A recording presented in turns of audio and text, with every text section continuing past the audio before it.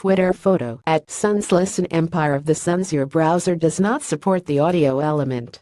Phoenix, across any sport at any level, there's always that player or two that jumps out for the best and worst reasons. They're responsible for either making the biggest play of the night or the dumbest play of the night. Everyone can point out that player on their favorite team.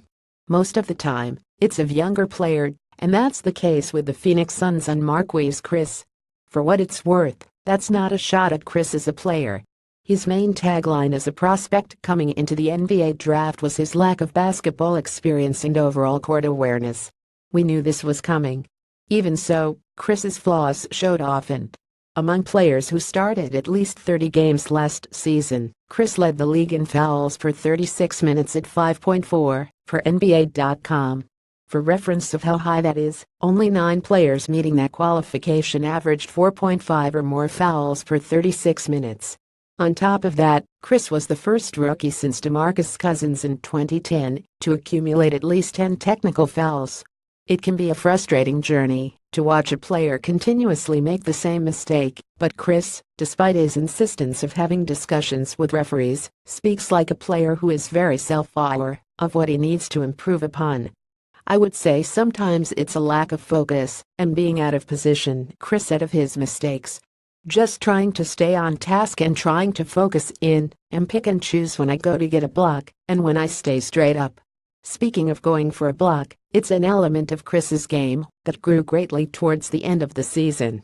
Chris moved around the floor like a player who felt confident enough to take those chances on the weak side protecting the rim. In his first 60 games of the season, Chris averaged 1.2 blocks per 36 minutes, but in the last 22 games he played, that number jumped all the way to 2.0. You might say, well, he's probably fouling more, but that's not the case. Chris managed to improve his block number while having his fouls drop per 36 minutes from 5.7 to 4.8 over those 2 time frames. The numbers represent the overall improvement fans saw from Chris once he seemed comfortable enough on an NBA floor. Over those 2 periods, he also had his field goal percentage jump from 43% to 48.8%, his rebounding increase from 6.7 to 8.2 per 36 minutes, and his scoring rise from 14.7 to 17.1 points per 36 minutes. Perhaps, most importantly, for his offensive role to stay consistent, he shot 35.4% from three-point range after a very worrisome 30.3% in his first 60 games.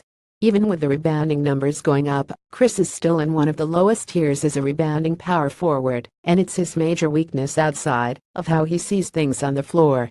When watching the 19-year-old, it doesn't really add up as to how he can't be a guy who grabs 10 a game. He can jump out of the gym, has a strong build and a very high motor.